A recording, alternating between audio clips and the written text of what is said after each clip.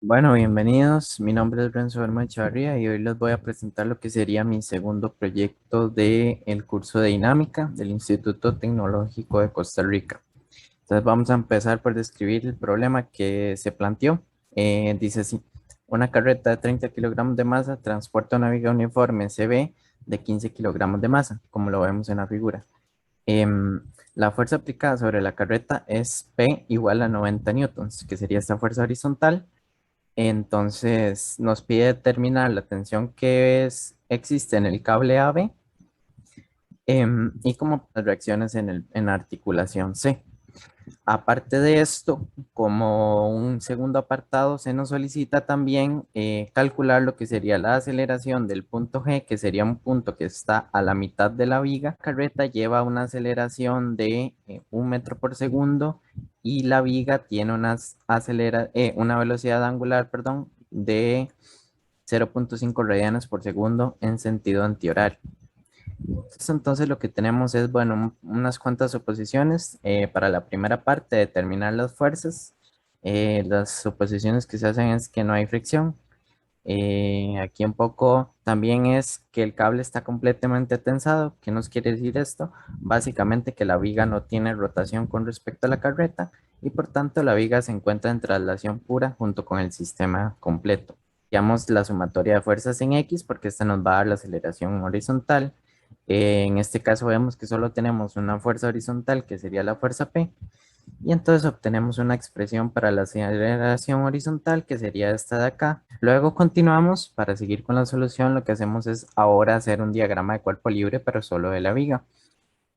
Entonces como el cable está tensado no rota como dijimos antes y por lo tanto no hay aceleración angular ni velocidad angular, solamente hay una traslación horizontal. Entonces, haciendo sumatoria de fuerzas en X, en Y y en M, perdón, de momentos en G, en el centro de gravedad, logramos obtener unas ecuaciones para lo que serían la tensión del cable, la componente X de la reacción y la componente Y de la reacción.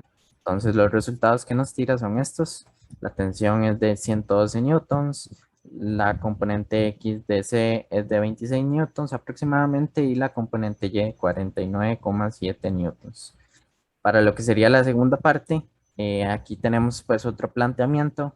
En este caso tenemos una velocidad angular y una aceleración de la carreta. eh, y se nos pide, pues aquí planteamos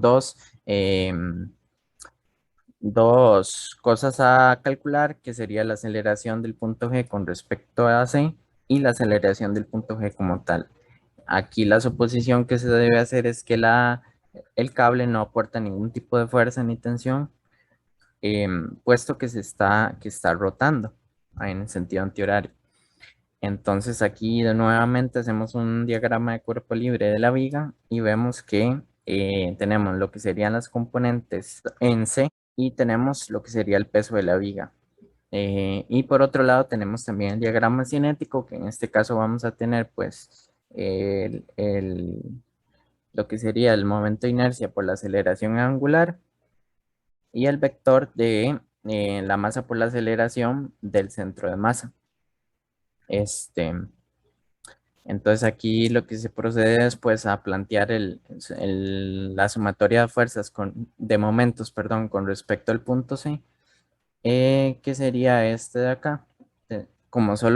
Como las reacciones en C están sobre C, estas no generan momento, por lo que la única fuerza que genera momento sobre C es el peso.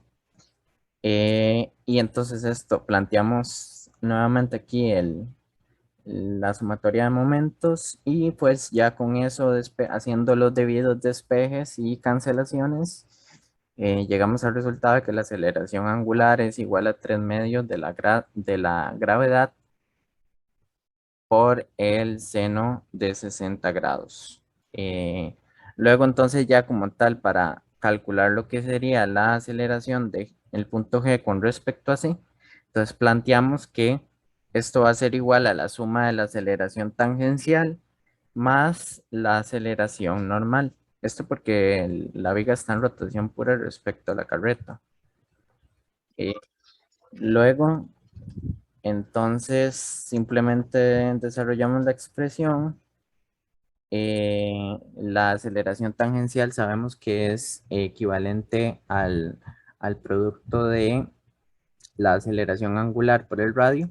Entonces planteamos esto y simplemente ajustamos esto a los ejes de coordenadas aquí con los senos y cosenos de del ángulo de 30 grados.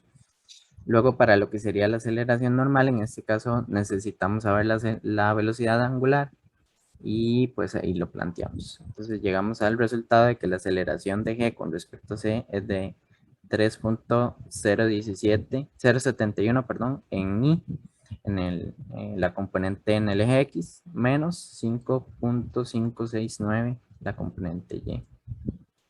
Luego entonces aquí ya pasamos a lo que sería como tal la aceleración de g, simplemente.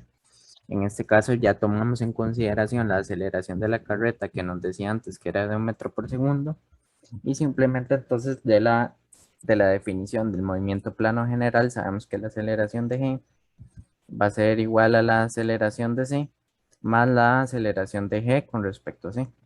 Y entonces aquí hacemos la suma vectorial y obtenemos este resultado vectorial.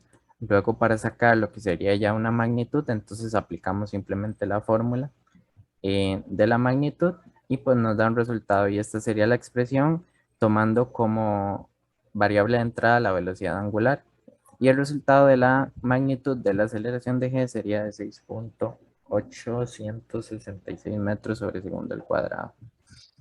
Entonces, como vemos, tenemos varias variables de entrada que básicamente van a ser la masa de la viga, eh,